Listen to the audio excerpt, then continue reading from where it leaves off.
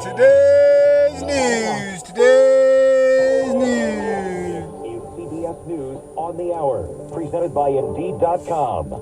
I'm Steve Case, and one state's responded to a mass shooting with new action on guns. CBS's Jim Crisula. Colorado Democratic Governor Jared Polis has signed 4 gun control measures into law, months after a mass shooting at an LGBTQ nightclub in the state. The new laws enacted today include raising the buying age for firearms from 18 to 24 and installing a 3-day waiting period between the purchase and receipt of a gun. The state's red flag law has also been expanded. A new report from the Federal Reserve calls for more banking regulation and cites the problems that brought down Silicon Valley Bank last month.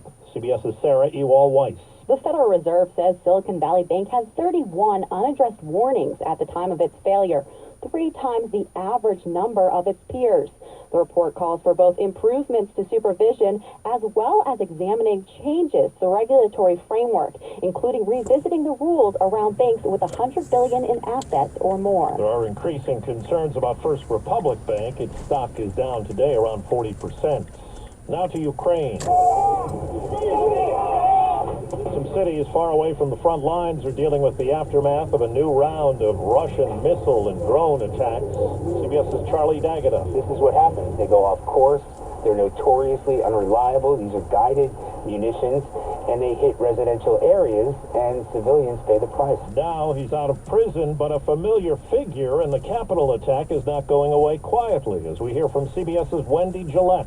Jacob Chansley, also known as the QAnon shaman and familiar to many for his fur-horned headdress and face paint, has filed a motion asking for his nearly 3.5-year prison sentence to be set aside.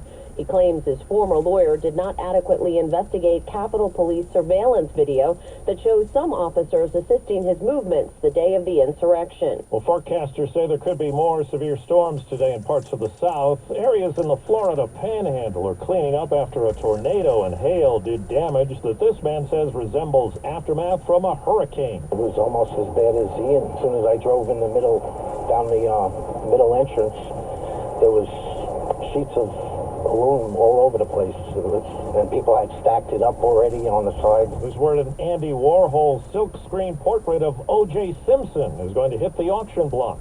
It's been at the Pro Football Hall of Fame for nearly 20 years, but never displayed there.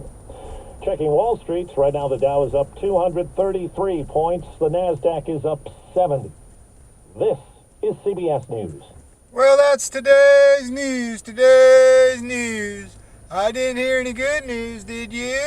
I didn't think so. I guess it's all about perspective. The glass is half full.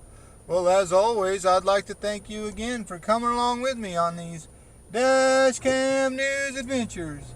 You know the drill. Peace, love, and all that hippie jazz. Bye-bye, everybody.